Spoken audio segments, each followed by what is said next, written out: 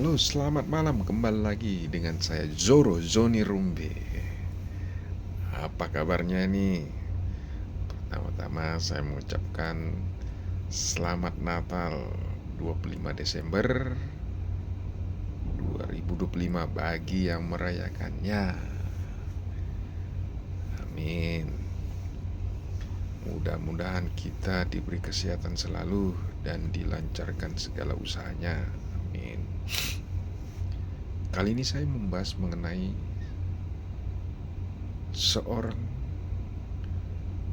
yang mengaku sebagai cendekiawan, sebagai pakar hukum tata negara, mantan dosen, dan ada lagi lah. Dia adalah Mahfud MD. Kalau kita flashback lagi ke belakang, rekam jejak digitalnya bahwa Mahfud MD ini pernah menjadi anak buah Pak Jokowi, diangkat menjadi menteri, bukan menteri kaleng-kaleng, Menko Polhukam. Pokoknya sering dikasih jabatan oleh Pak Jokowi. Pada saat itu jungkir balik Pak Mahfud MD membela pemerintahan Pak Jokowi. Suatu ketika ya menjelang Pilpres, Pak Mahfud dipilih oleh PDI Perjuangan mendampingi calon presiden dari PDIP, yaitu Pak Ganjar Pranowo. Dengan tangan terbuka, Prof. Mahfud MD menerimanya sebagai wakil presiden. Namanya manusia ya. Saya kira Pak Mahfud sudah puas dengan jabatan menteri, jabatan yang lain yang pernah diberikan mandat oleh rakyat. Tapi rupanya yang namanya manusia tidak ada puas-puasnya. Tapi saya tidak pernah melupakan itu. Setelah Pak Mahfud diangkat untuk mendampingi Pak Ganjar Pranowo, beberapa minggu kemudian ini statement dia sampaikan setelah Pilpres. Dia mengatakan bahwa saya kira Pak Jokowi di pihak kita, ternyata tidak semulus, tidak sesuai dengan harapan Pak Mahfud, bahwa dengan Pak Jokowi di pihak mereka, Pak Ganjar dan Pak Mahfud akan menjadi RI 1 dan RI 2. Tapi cerita tinggal cerita, kenangan tinggal kenangan. Bisa demikian rupa dan seapik apapun rencana yang dibuat oleh manusia, yang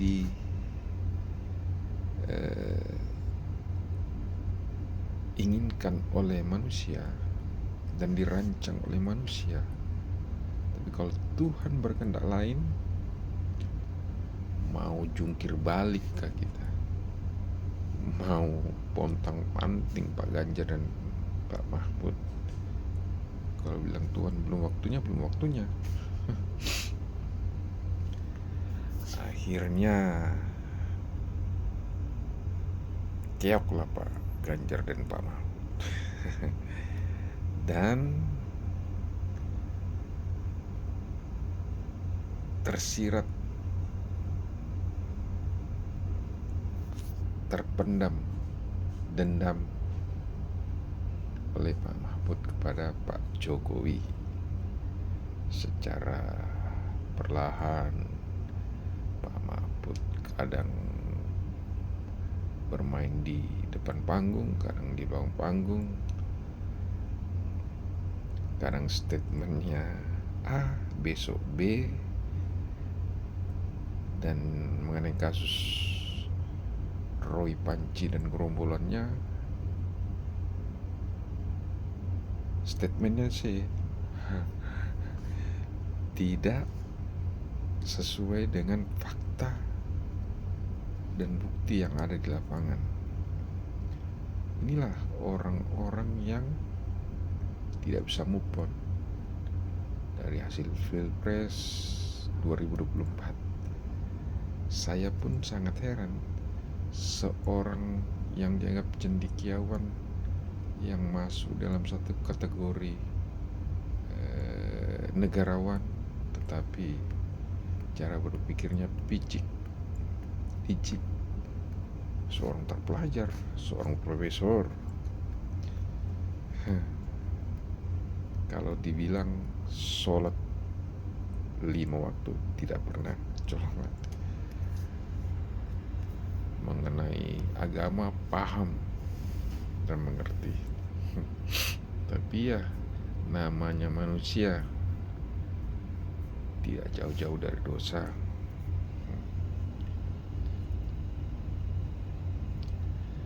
Kalau menurut hemat saya, Pak Mahfud ini tidak bisa move on dan tidak bisa melupakan kejadian Pilpres 2024 yang dalam prasangka dan feeling Pak Mahfud bahwa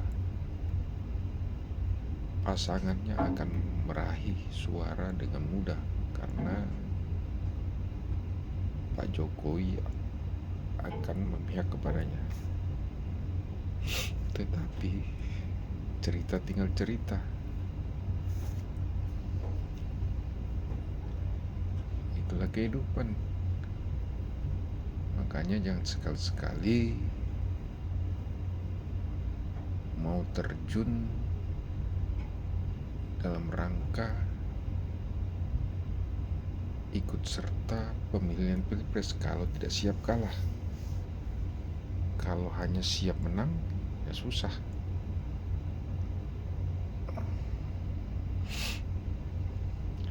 Seharusnya Pak Mahfud itu memberi contoh kepada yang lain, sehingga apa yang menjadi pengalaman Pak Mahfud bisa menjadi pengalaman orang lain.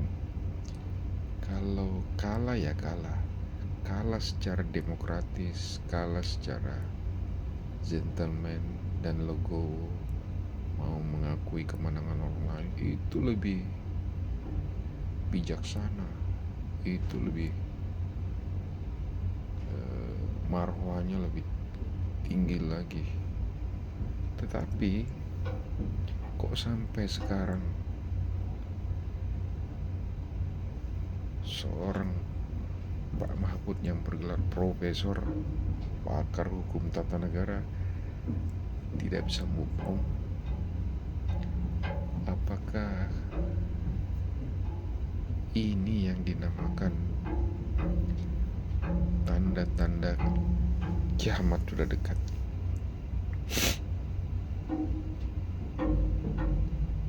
Kalau saya boleh menyarankan kepada Mahfud, sudahlah, apa yang telah didapatkan disyukuri saja, tidak perlu lagi ngedumel dalam hati. Seharusnya Pak Mahfud itu sudah bersyukur diberi jabatan menteri, diberi jabatan ini oleh Tuhan. Tapi yang namanya manusia tidak ada rasa puas-puasnya. Sudah dapat satu, maunya dapat dua. Sudah dapat dua, maunya dapat tiga. Akhirnya ketimpa tangga sendiri.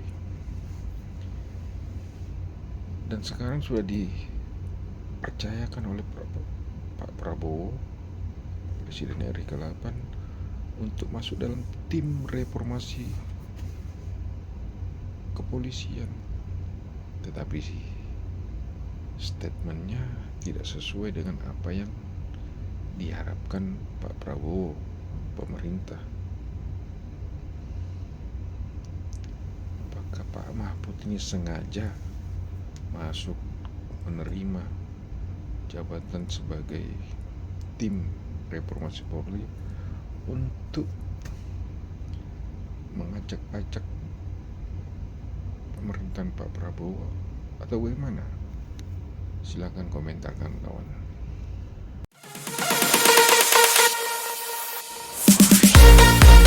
Ini tadi sudah saya buat juga statement menyesalkan sikap Pak Mahfud. Pak Mahfud mengatakan bahwa kalau kasus Roy Suryo CS dibawa ke pengadilan itu berpotensi melanggar HAM. Saya sebagai orang hukum, dokter juga, dosen juga, berpengalaman di politik, ini kalimatnya ini bersayap. Pak Mahfud kerap mengeluarkan statement-statement yang bersayap, pernyataan-pernyataan yang menurut saya blunder. Kita akan sulit membedakan Pak Mahfud sebagai seorang, sebagai seorang cendekiawan, ahli hukum, dosen, atau akademisi, dengan beliau sebagai anggota tim percepatan reformasi Polri. Itu akan sulit membedakan itu. Maka saya menilai pernyataan Pak Mahfud kurang pantas, kurang elok, dan kurang santun. Dan saya mengamati beberapa kali, saya sering berbeda pendapat dengan Pak Mahfud ini dalam banyak hal. Saya secara pribadi, kalau tim reformasi Polri mengundang, bahkan misalnya bertemu, saya nggak katakan mengundang ya, mungkin saya ralat, bertemu, sempat ada satu ruang forum, Roy Suryo dan kawan-kawan boleh masuk ruangan, tapi mereka keluar karena tidak diberi izin untuk bicara. Menurut saya, ini terlalu berlebihan kalau tim reformasi Polri menampung kondisi yang seperti itu, apalagi mereka menarik diri dari sana. Seolah-olah tim reformasi Polri ini dengan datangnya Suryo akan dapat data yang valid. Tidak juga. Undang saja secara fair mereka, tapi undang juga yang lain, yang jelas kapasitasnya, gitu loh. Saya, karena mereka memberi ruang kepada Roy Suryo dan kawan-kawan, saya berinisiatif menghubungi, saya hubungi satu Pak Jimli, supaya saya bisa bicara dengan mereka. Saya juga punya keluhan, saya juga punya pandangan tentang Polri dan masalah, termasuk tentang pikiran saya tentang Roy Suryo dan kawan-kawan. Nah, jadi saya hubungi Pak Jimli jawab WA saya mengatakan tolong sampaikan ke Pak Ahmad Doviri. Saya bertemu dengan seseorang terus disampaikan surat saya ke Pak Ahmad Doviri. Ada pikiran-pikiran saya, ada keluhan-keluhan saya. Begitu juga dengan misalnya Pak Mahfud. Saya sudah bicara dengan staf Pak Mahfud dan beliau janji akan mempertemukan saya. Tapi hari ini tidak ada pertemuan, itu sudah hampir 2 minggu. Nah, saya ingin juga menyampaikan pikiran-pikiran saya, karena saya praktisi hukum, bergelut di dunia itu. Pernah sebagai pendamping dari orang tersangka, juga pernah menjadi orang yang tersangka langsung. Jadi menurut saya, pengalaman empirik saya perlu.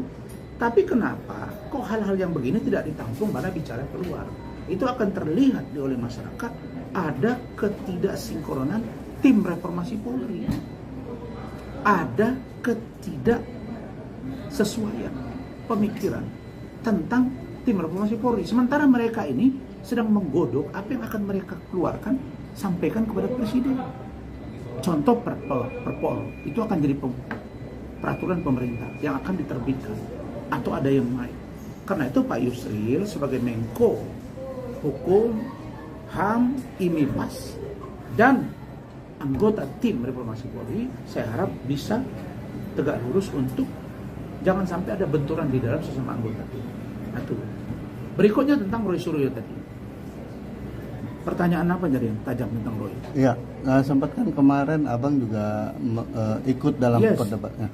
Artinya melihat karakter masing-masing Roy Suryo CS itu seperti apa, Bang? Ya, saya jujur ya, saya mengamati bahwa seperti Selasa lalu di Rakyat Bersuara, Roy Suryo itu selama ini kan ngotot Mana ijazah Pak Jokowi? Mana ijazah Jokowi? Mana mereka nggak bilang Pak Jokowi? Mana ijazah Jokowi? Terutama pengacaranya si Ahmad Khosinuddin tidak pernah manggil Bapak. Ini saya pikir ini orang, maaf ya, dia orang agama. Kan bicara santun ya kepada orang tua. Ya, Pak Jokowi itu mantan presiden. Sebutlah Bapak atau ini saudara Jokowi. Seperti kalau bahasa kampung kami lantam ini, mulutnya ini. Nah, tapi itu terserah dia. Saya mau katakan bahwa Selasa yang lalu saya sebut bahwa mereka ngotot mana ijazah Jokowi. Oke? Ketika gelar perkara khusus di Polda tunjukin ijazahnya. Muncul multi tafsir di dalam. Bu Ida Neti bilang dia pegang ijazahnya. Dia lihat, dia bilang sesuai dengan apa yang dia lihat diributkan di luaran. Iya kan? Tapi versi Roy Suryo mereka nggak pegang, hanya lihat dan tetap mengatakan bahwa ijazahnya tidak asli. Saya berpikir ini secara logik ya, bagaimana dia bisa mengatakan yang dibuka dari segel itu oleh pimpinan gelar di situ, katakan Kabak Wasidik, dihadiri Dirkrimum, Wadir dengan banyak pengawas eksternal. Bagaimana dia bisa mengatakan itu palsu? Kan dia tetap berkeyakinan 99,9% palsu. Tidak ada data konkret dari produk yang mereka lakukan uji ilmiah, dari sesuatu yang tidak asli. Bagaimana saya mau mengatakan bahwa produk dia asli?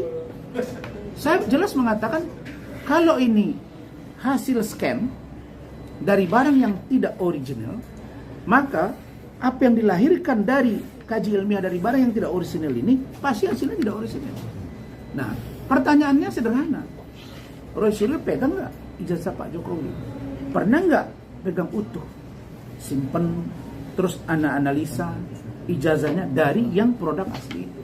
Ini tidak dia lakukan. Dan memang dia tidak punya, dia tidak ada waktu. Mungkin juga tidak punya kesempatan. Tapi yang pasti, apa yang dilakukan oleh Roy Suryo ini, menurut saya, ini adalah upaya untuk bagaimana menggiring opini lagi. Apa opini yang dia giring sekarang? Karena dia bilang kan, ketika tunjuk ijazah ada, maka dia bilang, oh kita harus cek tahun berapa surat itu, ijazah itu diterbitkan. Sesuai nggak kertasnya? Sesuai nggak tanda tangannya? Sesuai nggak fotonya? Foto lama, foto baru. Terus dia bilang, oh saya ini pernah jadi ketua asosiasi fotografer amatir dan lain-lain. Wah ini makin lama dia nanti akan banyak ilmu dia kata dia. Seolah-olah. Tapi saya tanya, ketika saudara Ahmad Andi Azwan di Rakyat Bersuara mengatakan bahwa dia mengomentari tentang ijazah Pak Jokowi yang alumni Gajah Mada, Roy bilang, oh Anda nggak boleh ngomong, Anda bukan alumni, Anda tidak punya legal standing. Sekarang saya tanya Roy menganalisa ijazah Pak Gibran. Oke? Pertanyaan saya, Gibran itu lulusan dari Singapura dan lulusan dari UTS, Universitas Teknologi Singapura. Pertanyaan saya, kapan dia jadi alumni UTS Sydney, Australia? Bukan Singapura ya, Universitas Teknologi Sydney, dari Australia. Nah, kalau itu memang tidak pernah dia berkuliah di sana, kan dia tidak punya legal standing versi dia. Nah, jadi menurut saya Roy Suryo ini adalah ya sesuatu atau seseorang yang kerap menyampaikan pernyataan yang ambivalen, yang kontraproduktif, yang abu-abu dan bersayap, tidak pernah konkret. Karena itu kemarin saya ketemu dengan saudara Lecumana. Beliau bilang, Bang, kami sedang dorong supaya mereka ditahan. Dia saya bilang itu Adinda lah sebagai pelapor. Sekali lagi itu hak subjektivitas penyidik untuk menahan dan tidak menahan. Tapi kalau saya ditanya, melihat gelagat mereka ini, di mana-mana masih terus teriak. Tadi juga ada sidang di PN Solo. Saya kira ini perlu ada Pak Amin Rais dan lain-lain. Orang mudah membaca ini. Ini ketidakpuasan kepada Pak Jokowi pribadi atau memang mewakili rakyat Indonesia. Kalau saya melihat ini tidak mewakili rakyat Indonesia. Karena masih banyak orang yang percaya kepada ijazah Pak Jokowi, masih banyak orang yang percaya kepada institusi Polri, masih banyak orang yang percaya kepada penegakan hukum yang rule of law. Bang, masih punya keyakinan nggak sih Bang? Karena kan mungkin kalau di tingkat penyidik kepolisian yang bersangkutan mungkin tidak bisa ditahan. Apakah nanti di tahap 2 di pihak kejaksaan itu bisa dilakukan penahanan, Pak? Sangat bisa, tergantung kepada jaksa. Kan pasalnya dapat ditahan. Iya. Tergantung kepada jaksa. Seseorang ditahan, satu, tidak melarikan diri, tidak dia dikhawatirkan melarikan diri, dapat ditahan. Menghilangkan dan barang. atau menghilangkan barang bukti, mengulangi perbuatan yang sama, iya kan? Ya. Nah, jadi kalau unsur-unsur ini oleh penegak hukum jaksa menganggap bahwa ini bisa menghilangkan barang bukti, bisa melarikan diri, mengulangi perbuatan yang sama, ya kan? Ini cukup buat dia untuk melakukan penahanan. Ya. Artinya besar kemungkinan bisa ditahan, Bang, ya? Di pihak sebenarnya kalau tahap dari 2. permintaan pelapor, ya mereka minta ditahan supaya tidak gaduh-gaduh lagi kan. Ya, ya. Sekarang kan gaduh terus. Besok apa lagi? Hari ini apa lagi? Karena ini media sosial, bos. Ya. Kita cukup termakan energi kita hanya karena urusan yang seperti ini. Saya heran bagaimana sebuah universitas rektornya udah bicara, ini ijazah asli, ini jelas mahasiswa kami, alumni tahun 85, itu rektor yang ngomong. Tidak juga dipercayai. Kalau Roy tidak percaya, berarti dia tidak percaya juga dengan rektor UGM yang dia punya. Ya. Si sama siapa lagi kita percaya? Saya dilaporkan ijazah palsu waktu itu. Ya ngomong rektor saya, ngomong yayasan saya, ngomong dosen saya, ngomong segala macam, selesai dihentikan. Lah kenapa ini nggak berhenti? Nah itu tadi. Apa Kira-kira, karena faktor Pak Jokowi ini mantan kepala negara yang ya kita menduga bukan karena faktor itu saja. Mungkin ada pesanan, mungkin ada suruhan, ada rasa sakit hati dan lain sebagainya. Kalau saya melihatnya ke sana. Tapi ini sekali lagi dalam rangka presumption of innocent, praduga tidak bersalah. rasa sakit apa sih, Bang, yang Abang duga nih? Mungkin karena tidak... Saya tidak tahu itu. Tapi kan ada pernah seseorang bicara di media, saya lihat oknum pengacara mengatakan itu ada tuh transaksi 16M kepada seseorang yang beribu-ribu ini. Saya telepon yang bersangkutan, dia dapat data A1 katanya. Tapi beliau bilang udahlah nggak usah diperpanjang, biar aja nanti PPT atau siapapun kalau dia punya data lain dia keluarin. Kira-kira begitu. Jadi kalau bagi saya kasus Suroyo ini akan berhenti kalau sudah sampai di pengadilan. Sidang, vonis. Tapi kalau mereka masih di luar, ini akan tetap menimbulkan interpretasi yang sangat bias, yang tidak akan berkesudahan. Ini merugikan kita semua. Tapi kalau yang bersangkutan banding gimana, Bang? Ya, tunggu aja banding, nggak apa-apa. Kan kalau misalnya ditahan nih, maaf ya, tahan, kemudian ya banding ya tetap dalam tahanan. Ya seperti ini kita menceritakan, banding. Ya paling tidak mengurangi kadar volume ininya apa? Informasi yang berkembang di masyarakat. Gaduhannya gitu, ya. Ya